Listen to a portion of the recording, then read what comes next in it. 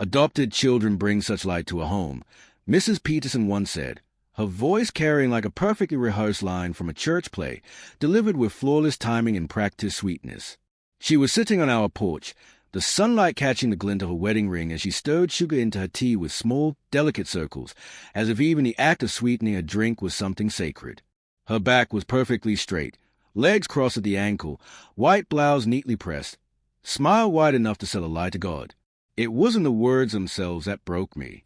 It was the way she said them, as if adoption were a crown she wore, as if I were a charity badge pinned to her blouse, as if I wasn't standing just a few feet away, holding a tray of lemonade glasses, sweat dripping down my neck, trying not to breathe too loud. She didn't look at me.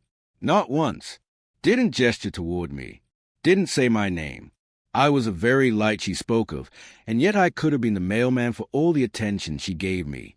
The woman across from her, a new neighbor with freshly curled hair and a golden retriever puppy on a leash, gushed in admiration. "Oh, that's so beautiful," she said, leaning forward like she was hearing gospel. "It must be so rewarding to take someone in like that. So selfless." Mrs. Peterson nodded solemnly, folding her hands over her lap like a nun receiving communion. "It is," she said.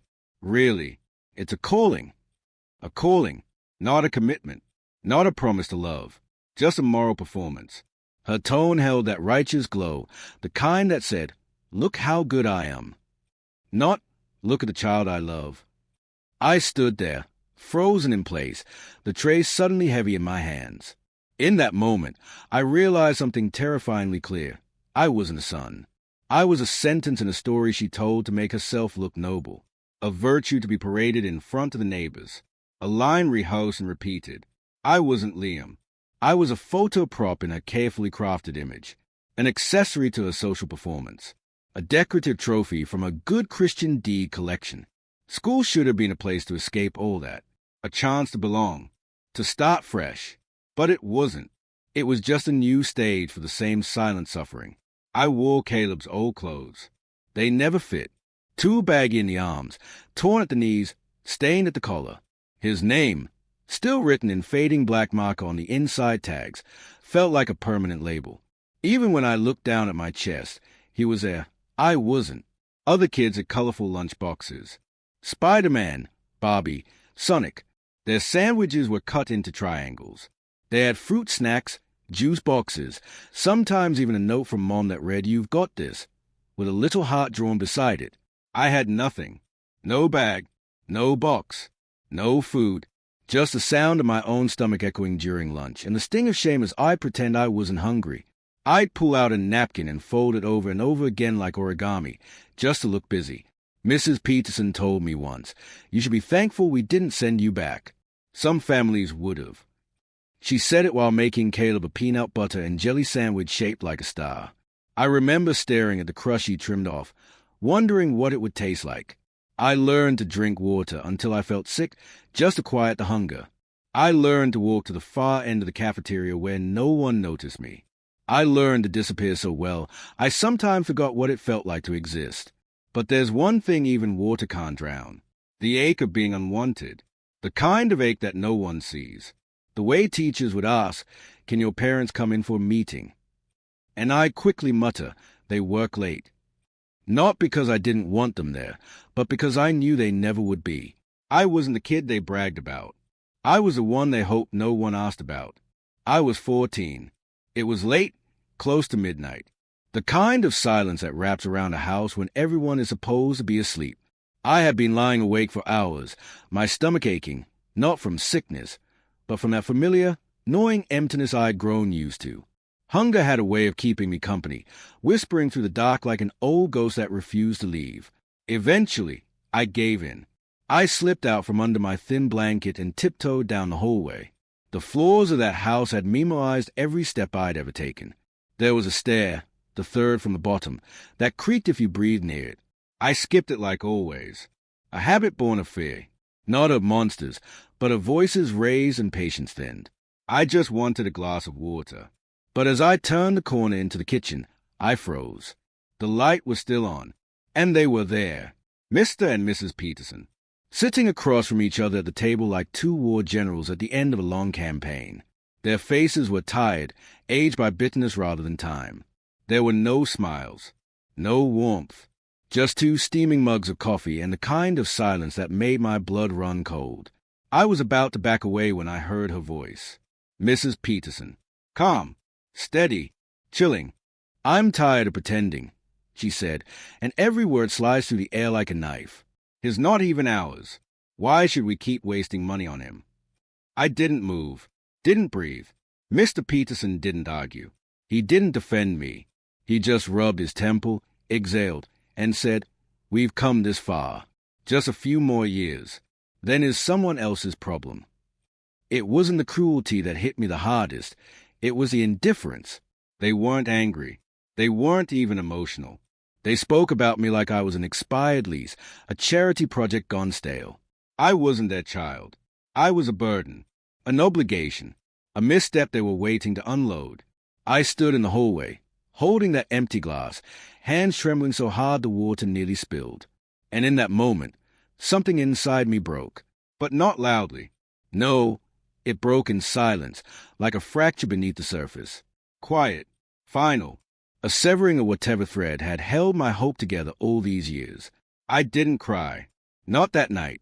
I just turned around, climbed back up the stairs like a ghost retracing its steps, and lay on my cot staring at the cracked ceiling. I didn't sleep. I didn't feel. I just knew they were never going to love me, no matter how well I behaved, no matter how much I tried, no matter how many times I smiled through the hunger and the pain and the silence. It would never be enough. I stopped trying that night, stopped waiting for birthdays to be remembered, stopped wondering if I'd get a hug on Christmas, stopped praying that maybe, just maybe, they'd see me and say, "We're glad you're here."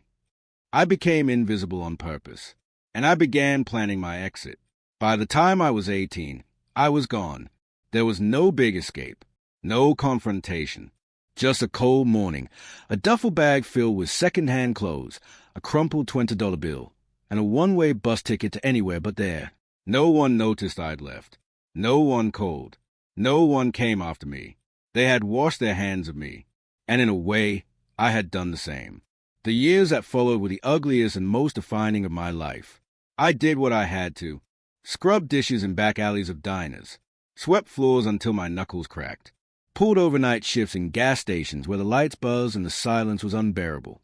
I slept on floors, in shelters, on park benches, wrapped in coats that didn't fit, under skies that didn't care. But through it all, I studied. Every spare minute was a weapon. Every second of free Wi-Fi was gold. I tore through books on marketing, programming, finance. I printed guides at public libraries, scribbled notes under streetlights, coded into the night on borrowed laptops in co-working spaces that smelled like burnt coffee and desperation. No one believed in me, so I became my own believer. I had no family cheering me on, so I became my own motivation. I wasn't chasing success. I was building a lifeboat, one line of code, one page of knowledge, one sleepless night at a time. At 24, lightning struck. I built an app, something small, useful, something that solved a simple but overlooked problem. I released it quietly, expecting nothing. But it exploded. Overnight, the downloads surged. Articles were written. Venture capitalists called. The underdog had created something powerful, and the world noticed. By 26, I had an office.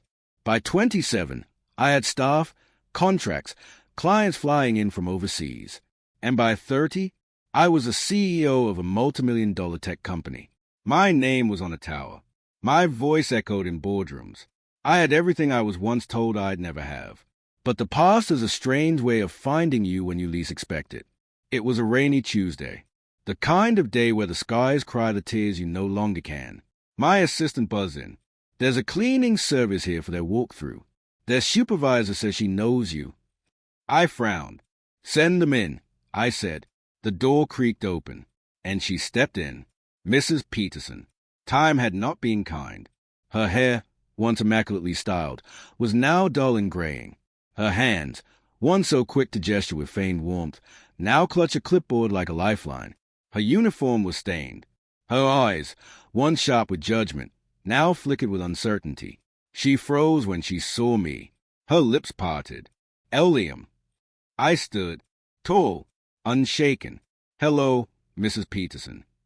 She looked around the office, at the glass walls, the awards, the sleek decor, at the world I had built. You run this place. I nodded. I own it. She looked like she wanted to collapse, but pride wouldn't let her. And what happened next? Well, you already know the ending. But here's the truth behind it. I didn't become who I am to prove them wrong. I became who I am because I had no other choice. Because pain, when wielded properly, becomes power. And now, the same woman who once saw me as disposable had to check in at my front desk to scrub my floors. Call it karma. Call it fate. But I call it closure. The kind that doesn't scream.